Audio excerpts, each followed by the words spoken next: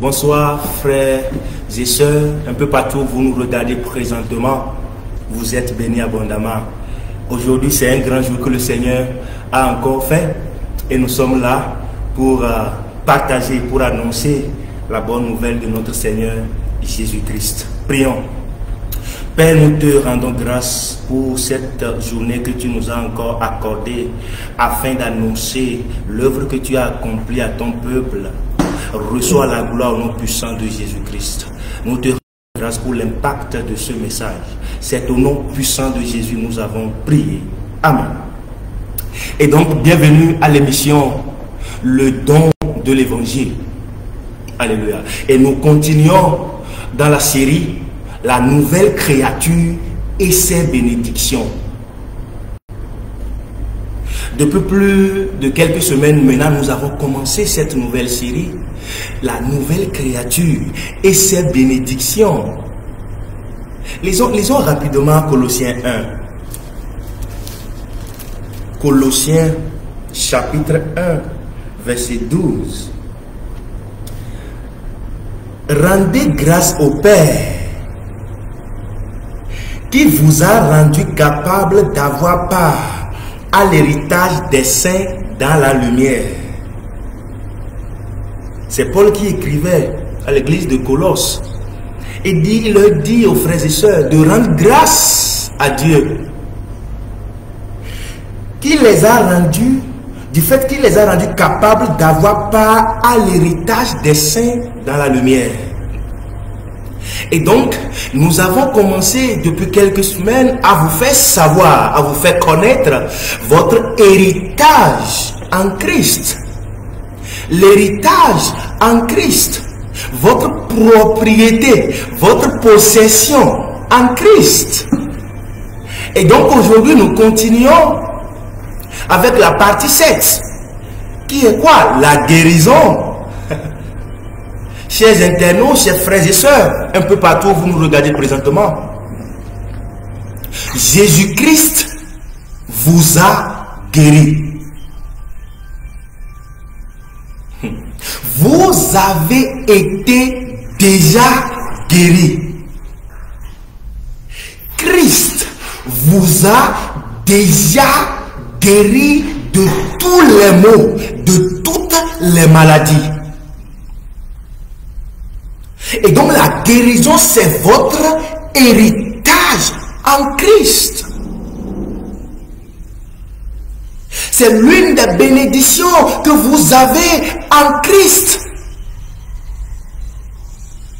Vous qui croyez au nom du Fils de Dieu, c'est une bénédiction que vous avez déjà en Christ, la guérison. Regardons la prophétie de David. Regardons la prophétie de David.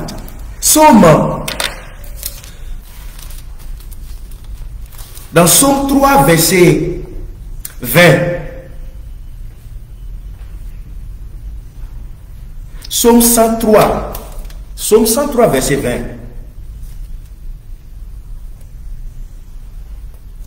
Oh, non, on va lire Psaume 107, verset 20. Psaume 107, verset 20.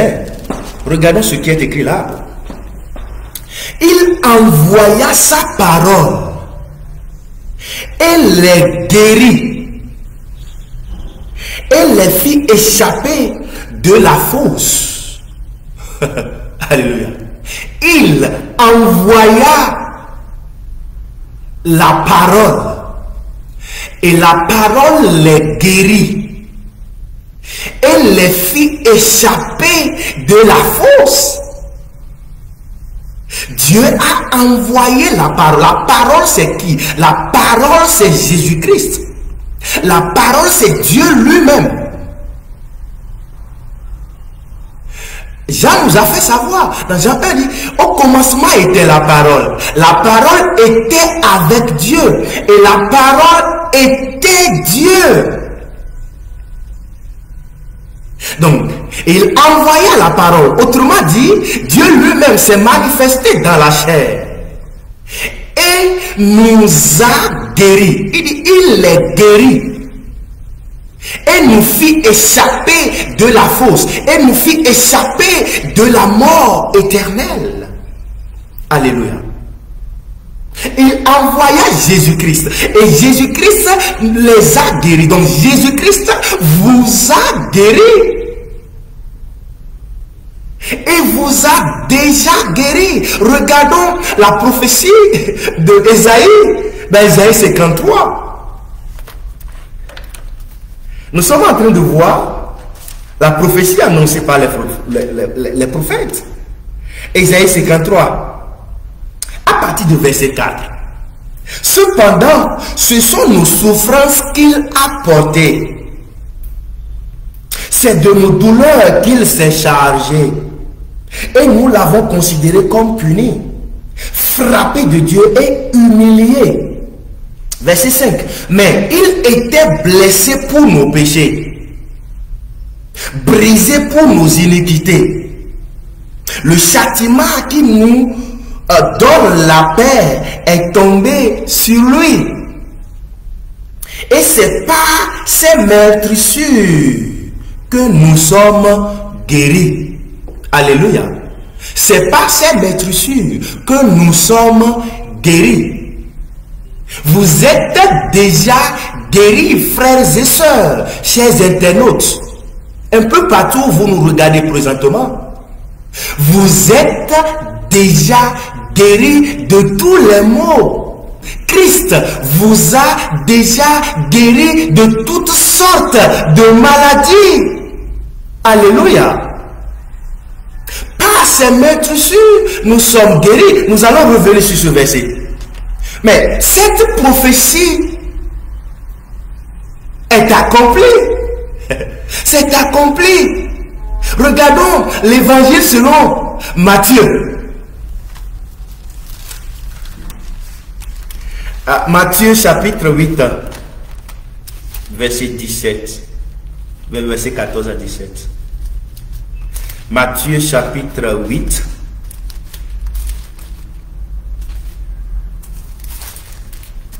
À partir du verset 14. Jésus se rendit ensuite à la maison de Pierre, dont il vit la belle-mère couchée et ayant la fièvre. Il toucha sa main, et la fièvre la quitta. Puis elle se leva et le servit. Verset 16. Le soir, on amena auprès de Jésus plusieurs démoniaques et chassa les esprits par sa parole. Et il guérit tous les malades. Verset 17. Afin que s'accomplisse ce qui avait été annoncé par Ésaïe, le prophète. Il a pris nos infirmités et il s'est chargé de nos maladies. Alléluia. Christ a pris vos infirmités. Il s'est chargé déjà de nos maladies. Christ s'est chargé. Christ a pris nos infirmités, quelle que soit la nature de l'infirmité. Christ l'a déjà pris. Alléluia.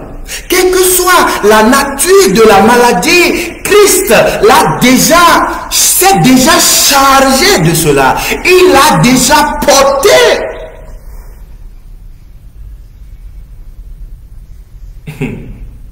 Et regardez 1 Pierre 2, 24. 1 Pierre 2, 24.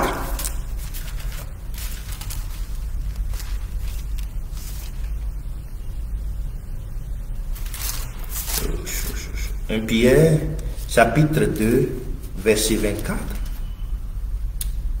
Lui qui a porté lui-même nos péchés en son corps sur le bois, afin que, morts au péché, nous vivions pour la justice. Lui, par les meurtrissures duquel vous avez été guéris. Lui, par les meurtrissures duquel vous avez été guéris. vous avez été guéris. Ce n'est pas vous êtes en train d'être guéris. Ce n'est pas vous serez guéris. Mais frères et sœurs, chers internautes, dans le domaine spirituel, vous êtes déjà, vous avez été déjà guéris de toutes sortes de maladies.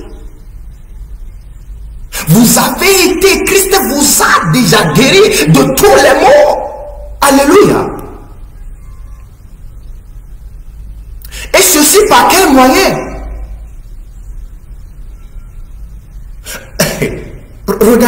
Regardez Actes. On va lire Actes. Chapitre 3. Actes chapitre 3, verset 16.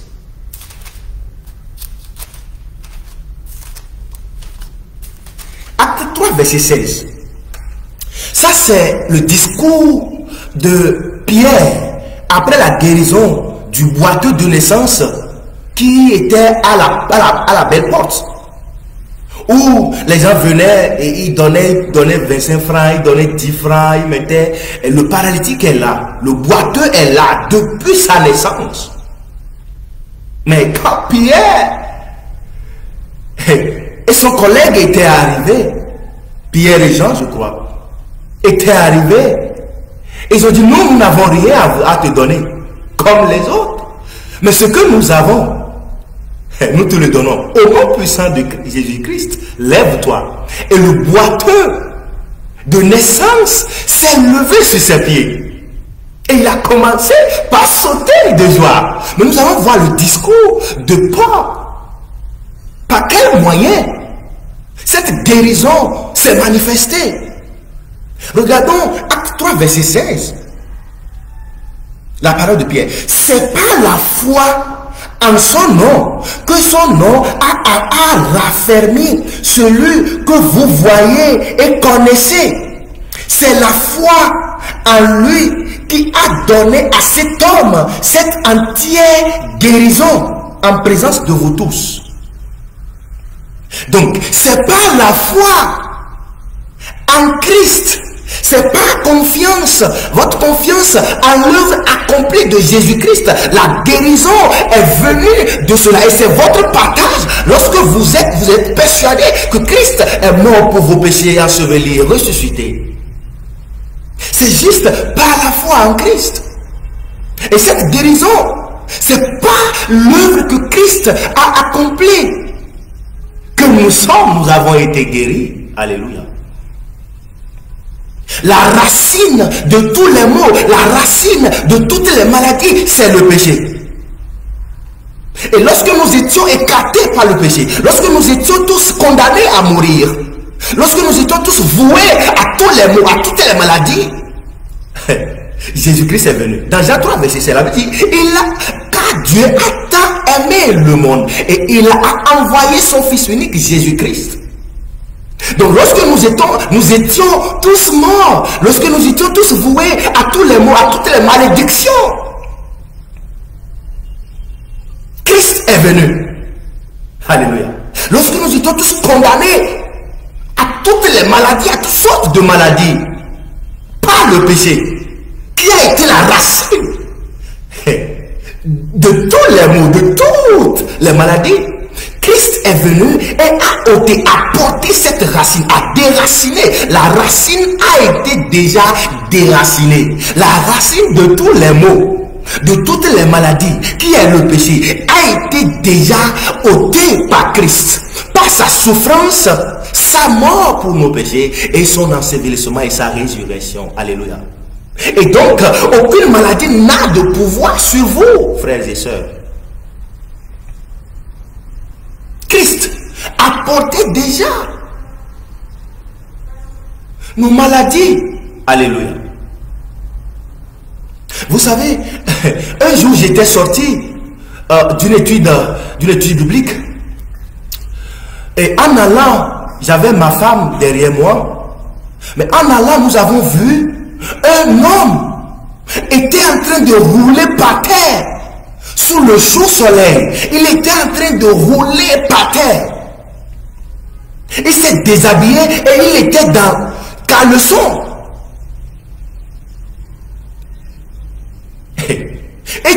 avait assez du monde qui regardait comment l'homme était en train de rouler par terre. Et il voulait mourir.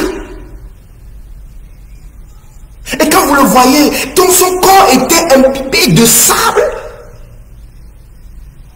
Et les hommes, il y avait assez de foule qui le regardaient sous le chaud soleil en train de rouler par terre. Il se levait, il courait, il tombait, il roulait par terre. Et il y avait assez du monde là. Mais arrivé à ce lieu, quand mes regards sont tournés vers la scène, le théâtre qui se passait, et les hommes étaient là, les gens étaient là, voyaient l'homme était en train de rouler par terre. Il n'était pas en habit, il était presque tout nu. Immédiatement, je suis sauté de ma moto.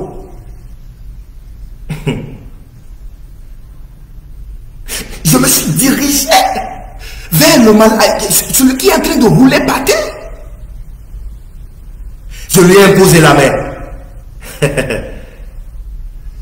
À un moment donné, il a commencé par donner des cris étranges.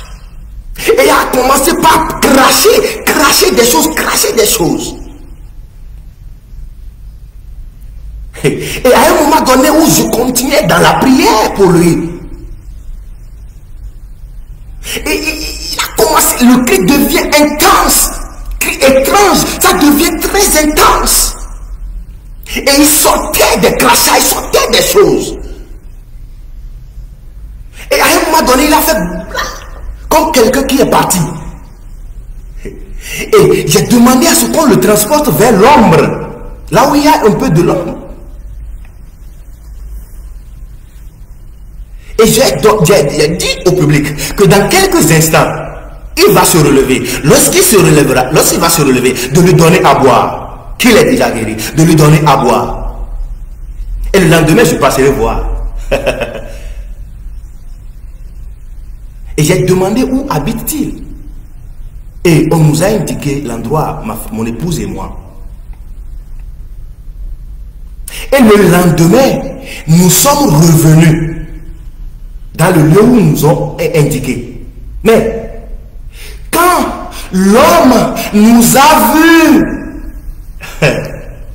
sa femme était dans la foule qui regardait et il voulait mourir. Quand il nous a vus le lendemain, il s'est mis à genoux. Mais ce n'était pas nous. Et immédiatement, je lui ai fait savoir, lève-toi. Ce n'était pas moi, c'était Jésus-Christ qui t'a guéri. Tu avais déjà peur, mais il a été guéri, frères et sœurs. Il a été guéri de la dépression mentale, le conduisant au suicide. Il est guéri de la dépression mentale qui le conduisait au suicide. Mais ceci, c'est Christ qui l'a fait. Et c'est une bénédiction que nous avons déjà.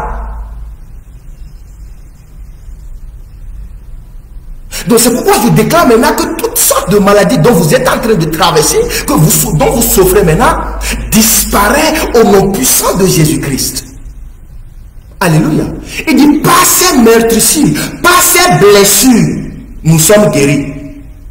Donc c'est par l'œuvre accomplie de Jésus-Christ que nous sommes guéris. Et donc si vous avez foi, si vous avez foi en Christ, vous qui êtes en Christ, c'est votre bénédiction. Et donc quand la maladie vous attaque, ça vous savez que Christ vous a déjà guéri. Et vous déclarez, ça c'est votre réalité. Vous déclarez et vous allez voir, la maladie disparaît. Alléluia.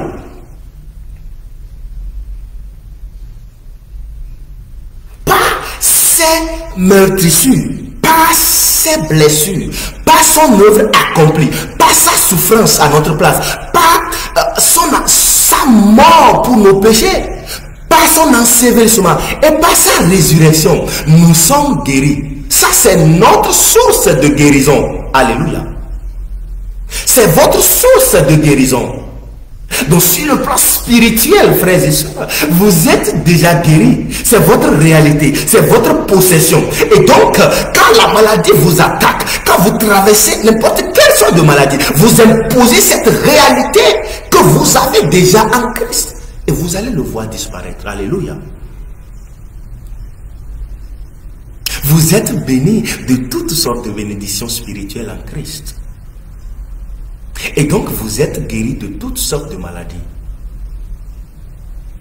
Alléluia. Par la grâce de Dieu, nous allons nous voir la semaine prochaine. Si vous êtes bénis, s'il vous plaît, partagez à vos frères, à vos amis, à vos familles. Merci beaucoup. À nous revoir la semaine prochaine.